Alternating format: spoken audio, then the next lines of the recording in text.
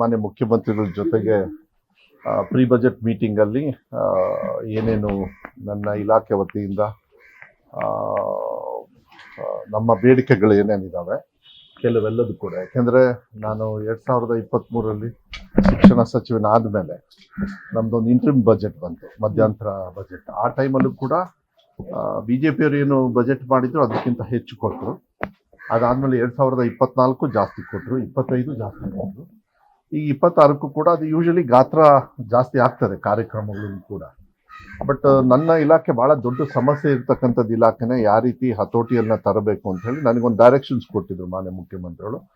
ಆ ನಿಟ್ಟಿನಲ್ಲಿ ಕೆಲವು ಕಾರ್ಯಕ್ರಮಗಳು KPS ಶಾಲೆಗಳನ್ನಿರ್ಬೋದು, ದ್ವಿಭಾಷಾ ಇರ್ಬೋದು, ಮತ್ತು LKG UKG ಭಾಳ ಮುಖ್ಯವಾಗಿ. ಯಾಕೆಂದರೆ ಏನಾಗ್ತದೆ, 1ನೇ ಕ್ಲಾಸಿಗೆ ಮಕ್ಕಳು ಬರಬೇಕಂದ್ರೆ LKGಯಿಂದ ಅಲ್ಲಿಗೆ ಬರಬೇಕು. ಮತ್ತು ಪರೀಕ್ಷೆಯ ಪವಿತ್ರತೆಯನ್ನು ಕಾಪಾಡ್ತಕ್ಕಂಥದ್ದು, ಕಲಿಕೆಯಲ್ಲಿ ಬಲವರ್ಧನೆಯನ್ನು ತರ್ತಕ್ಕಂಥದ್ದು, ಇದೆಲ್ಲದೂ ನೋಡಿದಾಗ ಒಂದು ಹಂತಕ್ಕೆ ತರ್ತಕ್ಕಂಥದ್ದು ನಾವು ಮಾಡಿದ್ವಿ.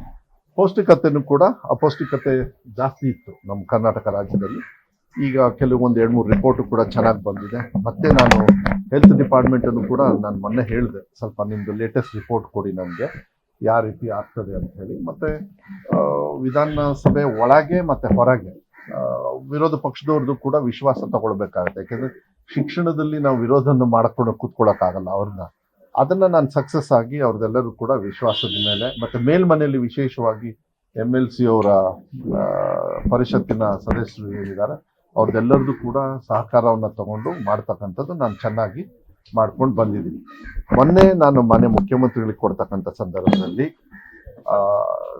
ಸರ್ಕಾರಿ ಶಾಲೆಗಳಿಗೆನ್ನ ಹೆಚ್ಚು ರೀತಿಯಲ್ಲಿ ದಾಖಲಾತಿಯನ್ನು ಜಾಸ್ತಿ ಮಾಡ್ತಕ್ಕಂಥದ್ದು. ಏನಾಗ್ತದೆ, ದಾಖಲಾತಿ ಸ್ವಲ್ಪ ಸರ್ಕಾರಿ ಶಾಲೆಯಲ್ಲಿ ಕಮ್ಮಿ ಆಗ್ತಾ ಇತ್ತು. ಮತ್ತು ಸರ್ಕಾರಿ ಶಾಲೆಯಲ್ಲಿ ದಾಖಲಾತಿ ಕಮ್ಮಿ ಆದಾಗ ಆಬ್ವಿಯಸ್ಲಿ ಕ್ಲೋಸ್ ಮಾಡಿಬಿಡ್ತಾರೆ ಅನ್ನೋದು ಒಂದು ಭಾವನೆ ಇರ್ತದೆ. ಆದರೆ ಒಂದು ಕಡೆಗೆ ದಾಖಲಾತಿ ಚೆನ್ನಾಗಾಗಬೇಕು, ಒಂದು ಕಡೆಗೆ ರಿಸಲ್ಟ್ಸು ಕೂಡ ಚೆನ್ನಾಗಾಗಬೇಕು ಅಂತ KPS ತುಂಬ ಚೆನ್ನಾಗಿ ವೆಲ್ಕಮ್ ಮಾಡಿದ್ದಾರೆ. ಮತ್ತು ಈಗ ನೆಕ್ಸ್ಟು ಭಾಳ ಮುಖ್ಯವಾಗಿ ಏನು ಅಂತ ಹೇಳಿದರೆ, ಈ ಫೇಶಿಯಲ್ ಅಟೆಂಡೆನ್ಸ್ ತರ್ತೀವಿ, ಟೀಚರ್ಸಿಗೆ ತಂದಾಯಿತು. ಈಗ ಮೊನ್ನೆ ಕ್ಯಾಬಿನೆಟಲ್ಲಿ ಕೂಡ ಅದನ್ನು ಪಾಸ್ ಮಾಡಾಯಿತು. ಈಗ ಮಕ್ಳಿಗೆ ತಂದಾಗ ನಂಬರ್ ಆಫ್ ಸ್ಟೂಡೆಂಟ್ಸ್ ಸ್ವಲ್ಪ ಹೆಚ್ಚು ಕಮ್ಮಿ ಆಗ್ತದೆ. ನಾನು ಈಗಲೇ ಹೇಳಿರ್ತೀನಿ ಅದನ್ನ, ಅದು ಅನಿವಾರ್ಯ, ಅದು ನಾನು ಗೊತ್ತಾಗೋದಿಲ್ಲ ಅದನ್ನು. This is the only way ನಾವು ಮಕ್ಕಳ ಸಂಖ್ಯೆ ಹೆಂಗಿದೆ ಅಂತಕ್ಕಂಥ ನೋಡ್ತಕ್ಕಂಥದ್ದು.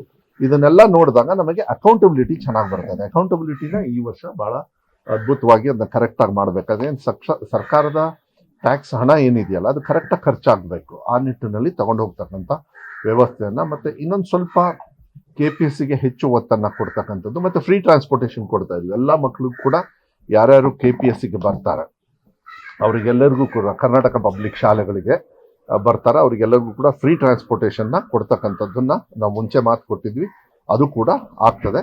ಮತ್ತು ಟೆಕ್ಸ್ಟ್ ಬುಕ್ಕನ್ನು LKG UKG ಅವ್ರಿಗೆ ಕೊಡ್ತಾ ಇರಲಿಲ್ಲ, first year second year PUC ಅದನ್ನು ಕೂಡ ನಾವು ಆಗಲೇ ಪ್ರಿಂಟಿಂಗಿಗೂ ಕಳಿಸ್ಬಿಟ್ಟಿದ್ದೀವಿ. ನಮ್ಮಲ್ಲೇ ಫೈನಾನ್ಸ್ ವ್ಯವಸ್ಥೆ ಮಾಡ್ಕೊಳ್ಳೋದು ಕೂಡ ಮಾಡಿ ಈಗಾಗಲೇ ಅದನ್ನು ಅನುಷ್ಠಾನ ಮಾಡ್ತಕ್ಕಂಥದ್ದು ಕೂಡ ನಾವು ಮಾಡ್ತೀವಿ. ನನಗೆ ವಿಶ್ವಾಸ ಇದೆ, ಒಳ್ಳೆ ರೀತಿಯಲ್ಲಿ ಒಳ್ಳೆ ಬಜೆಟನ್ನು ಕೊಡ್ತಾರೆ. ನನ್ನ ಶಿಕ್ಷಣ ಇಲಾಖೆಗೆ ನಾನು ಕೇಳಿರ್ತಕ್ಕಂಥದ್ದು ಎಲ್ಲದೂ ಕೂಡ ವಿಶ್ವಾಸದಿಂದ ಕೊಡ್ತಾರೆ ಅಂತಕ್ಕಂಥದ್ದನ್ನು ಶಿಕ್ಷಕರ ನೇಮಕಾತಿನೂ ಬಹಳಷ್ಟು ಶಿಕ್ಷಕರ ನೇಮಕಾತಿ 12ನೇ ತಾರೀಕು 13ನೇ ತಾರೀಕು ಒಂದು ಜಡ್ಜ್ಮೆಂಟ್ ಒಂದು ಕೋರ್ಟಲ್ಲಿ ಬರಬೇಕು. ಅದು ಏನೇ ಆದ್ರೂ ಕೂಡ 6% ಮಾತ್ರ ಕ್ವೆಶ್ಚನ್ ಇರೋದು. ಅದು ಆ 6% ಬಿಟ್ಟು ನೇಮಕಾತಿನ ಎಲ್ಲ ಕಡೆನೂ ನಾವು ಮಾಡ್ಬೋದು ಅಂತ. ಬರೀ ಶಿಕ್ಷಣ ಇಲಾಖೆ ಅಲ್ಲ, ಕರ್ನಾಟಕ ರಾಜ್ಯದಲ್ಲಿ ಎಲ್ಲ ಇಲಾಖೆಯಲ್ಲೂ ಕೂಡ ನಾವು ಮಾಡಬೇಕಂತ ಮೊನ್ನೆ ಮಾನ್ಯ ಮುಖ್ಯಮಂತ್ರಿಗಳು ಹೇಳಿದ್ದಾರೆ.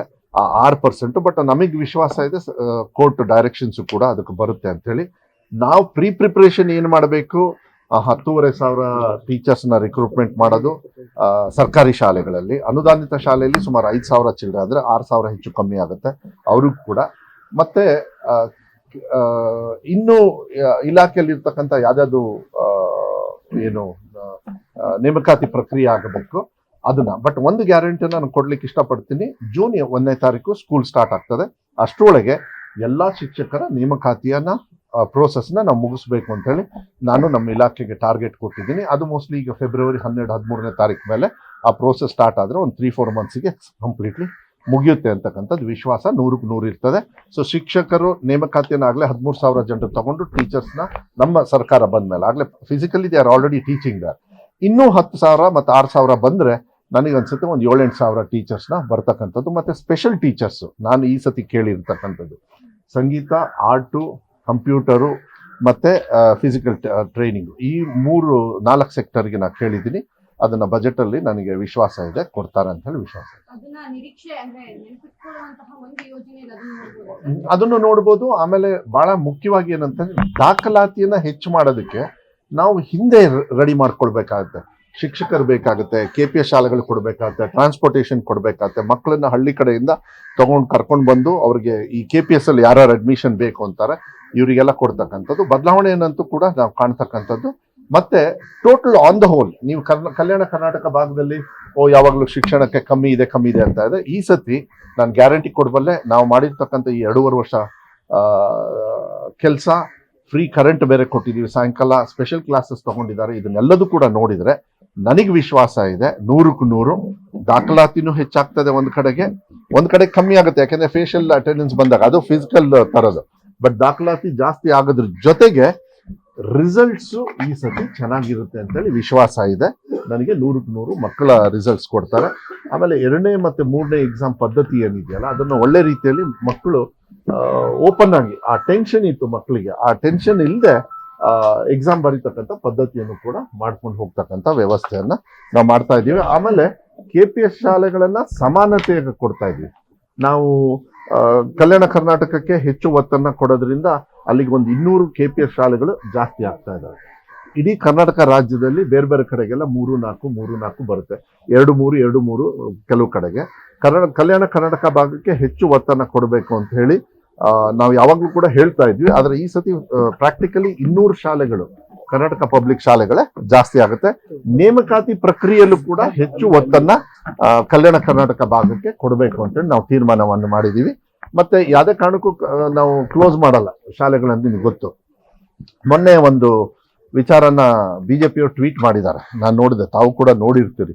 ಏನಂತ ನಲಿಕಲಿ ನಾವು ಈ ಸತಿ ನಿಲ್ಲಿಸ್ತಾ ಇದ್ದೀವಿ, ಯಾಕಂದ್ರೆ ಅದು ಪದ್ಧತಿ ಅದು ಸರಿ ಇಲ್ಲ. ಈಗ ಬೆಳಮಲ್ಲಿ ಅವರು ಅವ್ರು ಬಂದು ಈಗ ಅವರು ಕೂಡ ಸ್ವಾಗತವನ್ನು ಮಾಡಿದ್ರು. ಇಲ್ಲ ಇದು ಏನು ವಿರೋಧ ವ್ಯಕ್ತಪಡಿಸಿದ್ರು, ಸ್ಟೇಟ್ಮೆಂಟ್ ಮಾಡಿದ್ರು ಸರ್, ಇರಬೇಕು ಅಂತ ಮಾಡಿಲ್ಲ, ಬಂದು ತೆಗಿಬೇಕು ಅಂತ ಮಾಡಿದ್ದಾರೆ.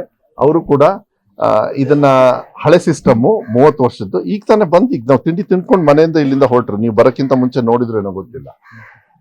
ಇದನ್ನ ಬದಲಾವಣೆ ಮಾಡ್ಬೇಕಾಗತ್ತೆ ಅಂತ ಹೇಳಿದ್ರು. ಇನಿಷಿಯಲಿ ಅವ್ರದ್ದೆಲ್ಲ ಇತ್ತು, ಇನಿಷಿಯಲಿ 1 ವರ್ಷದ ಹಿಂದೆ ಎಲ್ಲ ಮುಂಚೆ. ಈಗ ಅವ್ರಿಗೂ ಕೂಡ ಅರ್ಥ ಆಗಿದೆ. ಮಕ್ಕಳಿಗೆ 1ನೇ ಕ್ಲಾಸಲ್ಲಿ ಕಲಿಬೇಕಾದ್ರೆ 3ನೇ ಕ್ಲಾಸ್ ಮಕ್ಕಳದ್ದು ಹೇಳ್ಕೊಟ್ರೆ ಅದೇ ಕ್ಲಾಸ್ ರೂಮ್ ಅಲ್ಲಿ 1ನೇ ಕ್ಲಾಸ್ ಮಗು ಹೆಂಗ್ ಅಬ್ಸರ್ವ್ ಮಾಡಕ್ಕಾಗತ್ತೆ? ಇಲ್ಲ 1ನೇ ಕ್ಲಾಸ್ ಕಲ್ತಿರೋದು 3ನೇ ಕ್ಲಾಸ್ ಟೈಮ್ ವೇಸ್ಟ್ ಮಾಡ್ತಾ ಇದ್ದೀರಾ. ಇದು ನಲಿಕಲಿ ಅಂತಕ್ಕಂಥದ್ದು ಆ ಟೈಮಲ್ಲಿ ತಂದಿರ್ತಕ್ಕಂಥದ್ದು ಒಳ್ಳೇದು. ಬಟ್ ಕ್ರಮೇಣ ಅದು ಅನುಷ್ಠಾನ ಮಾಡೋದ್ರಲ್ಲಿ ವ್ಯತ್ಯಾಸಗಳಿಲ್ಲ ಅದು ಅಂತ ನಾನು ಹೇಳೋದಕ್ಕೆ ಹೋಗೋದಿಲ್ಲ. ಆದ್ರೆ ಈ 3 ಕ್ಲಾಸ್ ರೂಮ್ಸ್ನು ಕೂಡ ಸೆಪರೇಟ್ ಆಗಿ ಅವರಿಗೆ ಮಕ್ಕಳು ಹೇಳ್ಕೊಟ್ಟಾಗ ಮಾತ್ರ ಅದು ಸರಿ ಆಗ್ತದೆ. ಅದು ಒಳ್ಳೆ ರೀತಿಯಲ್ಲ ಶಿಕ್ಷಣ ಅಂತ ಹೇಳಿ ನಾವು ಮಾಡ್ತಾ ಇದ್ದೀವಿ. ಇದನ್ನ ಏನ್ ಮಾಡಿದಾರೆ, ನಲಿಕಲಿ ತೆಗೀರಿ ಅಂದ್ರೆ ಕ್ಲಾಸ್ನೇ ತೆಗಿತೀನಿ ಅಂತಾರೆ ಇವ್ರು. ಬಿಜೆಪಿ ಅವರಿಗೆ ತಲೆ ಇಲ್ಲಿವರೆಗೆ ಅವ್ರು ಏನ್ ಅನ್ಕೊಂಡಿದ್ರು 1, 2, 3ನೇ ಕ್ಲಾಸು ಶಿಕ್ಷಣ ಇಲಾಖೆಯಿಂದನೇ ತೆಗೆದು ಬಿಡ್ತಾರೆ ಅಂತ ಹೇಳಿ. ಯಾರ್ಯಾರು ಟೀಕಾ ಟಿಪ್ಪಣಿ ಮಾಡ್ತೀನಿ, ಬಿಜೆಪಿ ಅವ್ರಿಗೆ ಒಂದು ಹೇಳಲಿಕ್ಕೆ ಇಷ್ಟಪಡ್ತೀನಿ. ಈ 10 ವರ್ಷದೊಳಗೆ ಒಂದು ರೆಕಾರ್ಡ್ ಇದೆ, ನೀವು ಕೂಡ ಅದನ್ನ ಚೆಕ್ ಮಾಡೋದು ಒಳ್ಳೇದು. 98,000 ಶಾಲೆಗಳನ್ನ ಕ್ಲೋಸ್ ಮಾಡಿದ್ದಾರೆ ನಮ್ಮ ಭಾರತ ದೇಶದಲ್ಲಿ. ಅಂಡರ್ ಮೋದಿ ಅವರ ಗವರ್ಮೆಂಟ್ ಅಲ್ಲಿ, ಅವರ ನೇತೃತ್ವದಲ್ಲಿ 93,000 ಶಾಲೆಗಳನ್ನ ಕ್ಲೋಸ್ ಮಾಡಿದ್ದಾರೆ. ಆಯ್ತು, ಯಾವ ರಾಜ್ಯದಲ್ಲಿ ಮಾಡಿದ್ದಾರೆ ನಾನೀಗ ಹಂಚ್ತೀನಿ, ಅದನ್ನ ನಿಮಗೆ ಕೊಡ್ತೀನಿ ಬೇಕಾದ್ರೆ ಅಲ್ಲಿ ಡೀಟೇಲ್ಸ್ನು ಕೂಡ. ಅದ್ರೊಳಗೆ ನಾರ್ತ್ ಇಂಡಿಯಾದಲ್ಲಿ ಎಲ್ಲಾ ಸ್ಟೇಟ್ ಅಲ್ಲೂ ಕೂಡ ಓಪನ್ ಆಗಿ ಗೌರ್ಮೆಂಟ್ ಆರ್ಡರ್ ಮಾಡಿಬಿಟ್ರು. ಮಧ್ಯಪ್ರದೇಶ, ಗುಜರಾತ್ ಎಲ್ಲ 10,000 15,000 ಮನ್ಸಿಗೆ ಬಂದಂಗೆ. ಆ ಮಕ್ಳು ಎಲ್ಲಿ ಹೋದ್ರಂತೆ ಇವ್ರು ಏನೋ ಬಿಜೆಪಿ ಅವ್ರು ಕೇಳಿದ್ರ? ಫೋಟೋ ಹಾಕ್ಬಿಟ್ಟು ಶೋಕಿ ಮಾಡ್ತಾರಲ್ಲ ಬಿಜೆಪಿ ಅವರು. ಇವ್ರು ಅರ್ಥ ಮಾಡ್ಕೊಳ್ಬೇಕಾಗತ್ತೆ. ಫಸ್ಟ್ ನಿಮ್ಮನೇಲಿ ಏನು ಹೊಲ್ಸಿದೆ, ನಿಮ್ಮನೇಲಿ ಎಷ್ಟು ಹೊಲ್ಸಿದೆ ಅನ್ನೋದನ್ನ ನೀವು ನೋಡ್ಬೇಕಾಗುತ್ತೆ ಬಿಜೆಪಿ ಅವರು. Before you troll somebody else. ಅದು ಸ್ವಲ್ಪ ಕಾಮನ್ ಸೆನ್ಸ್ ಮೋಸ್ಟ್ಲಿ ಬಿಜೆಪಿ ಅವ್ರಿಗೆ ಕಮ್ಮಿ ಅನ್ಸುತ್ತೆ. ಅದಕ್ಕೆ ಅವ್ರಿಗೆ ಹೇಳಿದೆ ಇದನ್ನ ಸ್ವಲ್ಪ ನೋಡ್ಬೇಕಾಗುತ್ತೆ.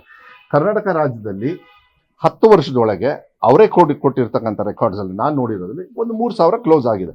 ನಾವು ಬಂದ್ಮೇಲೆ ಯಾವುದೇ ಕಾರಣಕ್ಕೆ ವಾಲಂಟ್ರಿ ಆಗಿ ಒಂದು ಶಾಲೆನೂ ಕೂಡ, ನಾನು ಮುಂಚೆನೂ ಕೂಡ ಹೇಳಿದ್ದೀನಿ, ಈಗಲೂ ಕೂಡ ಹೇಳಿದ್ದೀನಿ, ನಾವು ಮಾಡಲ್ಲ. ದಾಖಲಾತಿ ಬಂದಿಲ್ಲ ಅಂದಾಗ ಆಟೋಮೆಟಿಕ್ ಆಗಿ ಅದು ಇರುತ್ತೆ ಶಾಲೆ, ದಾಖಲಾತಿ ಬರುತ್ತೆ ಅಂತೇಳಿ ನಾವು ಕೂಡ ವಿಶ್ವಾಸದಿಂದ ಕಾಯ್ತಾ ಇರ್ತೀವಿ.